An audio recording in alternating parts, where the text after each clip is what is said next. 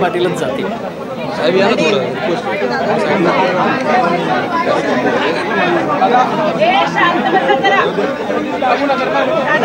दादा ज्याप्रमाणे म्हटलं होतं की शिवाजीराव मी सुरुवातीलाच महायुतीचे साधारण मी आत्ता काही माझ्या सहकाऱ्यांना विचारलं तर त्यांनी सांगितलं की जरी पुढचे काही राऊंड झाले तरी देखील महायुतीचे सर्वच्या सर्व म्हणजे 9च्या 9 उमेदवार निवडून यायला काही अडचण नाही। पहिल्या राऊंडमध्ये तर किती उमेदवार निवडून आलेले ते आपल्याला सगळ्यांना माहितीच आहे आणि एकंदरीतच ही निवडणूक सगळ्या जनतेचं लक्ष होतं, महाराष्ट्राचं लक्ष होतं। वेगवेगळ्या प्रकारच्या बातम्या सातत्याने पसरवल्या जात होत्या, पण मला एका गोष्टीचं समाधान आहे की आमच्याकडं पण मतं तशी 42च होती, परंतु त्याच्यापेक्षा अधिक मतं मतदारांनी, आमदार महोदयांनी शिवाजीराव गर्जे आणि राजेश विटेकरांना दिली। त्याबद्दल मी त्या सर्व आमदारांचं मनापासून आभार मानतो। त्यांनी टाकलेल्या विश्वासाला निश्चितपणे हे दोघंही योग्य पद्धतीनं काम तिथं विधिमंडळामध्ये करतील। जी काही पक्षाची भूमिका असेल, जनतेची भूमिका असेल ती व्यवस्थितपणे मांडून त्यांचे प्रश्न सोडवतील। वेगवेगळ्या प्रकारच्या चर्चा होत होत्या, हे फुटणार ते फुटणार अशा प्रकारच्या बातम्या येत होत्या, परंतु स्वतः एकनाथराव शिंदेसाहेब असतील, देवेंद्र फडणवीस साहेब असतील आणि आम्ही सगळ्यांनीच 2-3 वेळेला एकत्र बसून बाबा भाजपची मतं भाजपने सांभाळायची, राष्ट्रवादीची राष्ट्रवादीनं, शिवसेनेचे शिवसेनेनं आणि जे बाकीचे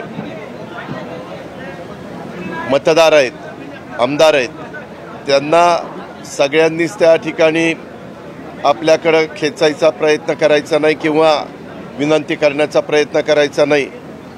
तर आम्ही साधारण वेगवेगळी जबाबदारी वेगवेगळ्या पक्षांनी वाटून घेतलेली होती आणि ती जबाबदारी वाटून घेतल्यानंतर आमची महायुतीची एकंदरीत एक युनिटी ही याच्यातनं सगळे महाराष्ट्राला पाहायला मिळालेली आहे।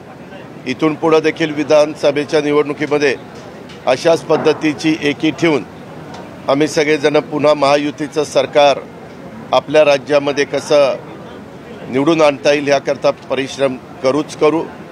परंतु ज्यांनी मतदारांनी महायुतीच्या उमेदवारांना मतदान केलं आहे त्या सगळ्यांचं मी आभार मानतो, त्यांना मनापासून धन्यवाद देतो। निवडून आलेल्या सर्व उमेदवारांचं मनापासून कौतुक करतो, मनापासून अभिनंदन करतो। खरं आम्हाला वाटत होतं की निवडणूक बिनविरोध होईल, परंतु अचानक एक ॲडिशनलचा उमेदवार आला आणि त्याच्यामुळं निवडणुकीला एक वेगळ्या प्रकारची रंगत चढली।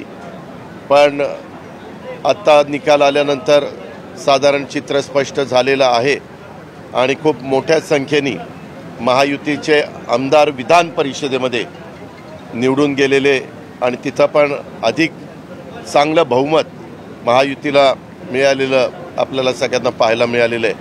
ह्याकरता ज्या गोष्टी आम्ही सांगितल्या त्या सर्व आमदारांनी ऐकल्या, टीका टिप्पणी झाली, मीडियाला दाखवण्यात आलं, यांना इकडं नेलं तिकडं नेलं, परंतु शेवटी प्रत्येक जण एक परिवार म्हणून सगळ्यांना एकत्र ठेवण्याचा प्रयत्न त्या बाबतीमध्ये करत होते।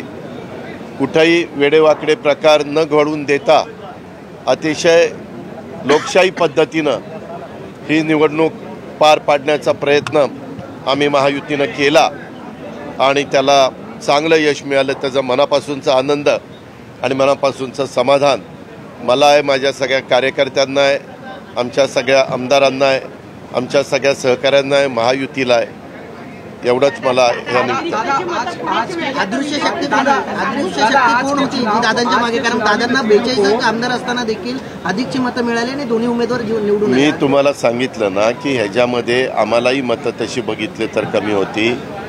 आपले स्वतः एकनाथराव शिंदे साहेबांना पण तशी मतं कमी होती. परंतु जे अपक्ष असतात, जे इतर काही छोटे छोटे तिथले पक्ष आहेत ते असतात. आता बच्चू कडू साहेबांनी तर तुम्हाला सगळ्यांना सांगितलं की मी ह्यावेळेस माझी दोन्ही मतं शिवसेनेला दिलेली. अशा प्रकारे वेगवेगळ्या मतदारांनी, आमदारांनी आपली भूमिका त्या ठिकाणी स्वीकारली आणि त्याच्यातून हे सगळे उमेदवार निवडून आलेले आहेत आणि त्या गोष्टीचं समाधान आहे. मी खरोखरीच सगळ्यांचं मनापासून आभार मानतो, मनापासून ह्या सगळ्या उम्मीदवारांचं अभिनंदन. देखते हैं आपके ऊपर बहुत सारी टीका टिप्पणी हुई कि बहुत सारे वोटर भूख रहे हैं, विधायक इधर से उधर जा रहे हैं. उसके बाद आज का चुनावी नतीजा किस तरीके से देखते हैं? हमारे पास टोटल वोटर थे 42. हमारे कैंडिडेट को वोट मिले 47. तो इसीलिए हमें 5 वोटर ज़्यादा मिले. 5 विधायकों ने हमें सपोर्ट किया है, उनका मैं शुक्रिया अदा करना चाहता हूँ और धन्यवाद भी देना चाहता हूँ और सबका अभिनंदन करना चाहता हूँ. चुनाव जब रहता है तो एलिगेशन होते हैं. एलिगेशन के बारे में मैं ज़्यादा नहीं सोचता. अपना काम करने का, विकास करने का और विकास के रास्ते से आगे जाने का. सभी विधायकों को साथ में रखना है सबसे बड़ा चुनौती. नहीं रे बाबा, ऐसा कुछ नहीं. ये पहला चुनाव नहीं. आप देखो 2 साल पहले जो चुनाव था तब हम सब एक थे, पूरी राष्ट्रवादी एक थी. तब भी हम ट्राइडन में रुके थे, आपको पता है क्या? वैसे हमेशा जब चुनाव आता है तो एक दिन के लिए सब, क्योंकि अलग अलग, एक तो अभी एमएलए हॉस्टल नहीं है, उसका कंस्ट्रक्शन चालू है, तो इसीलिए कोई अपने घर पे रहता है, कोई दोस्तों के पास रहता है, कोई होटल में रहता है.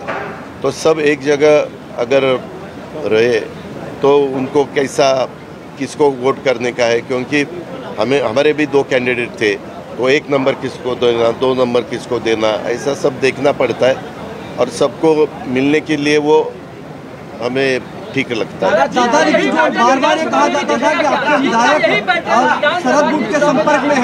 हम जरूर उसके वैसा ही हमारी कोशिश रहेगी. महायुति का विधानसभा में भी ऐसा ही यश मिलना चाहिए, ऐसी ही सफलता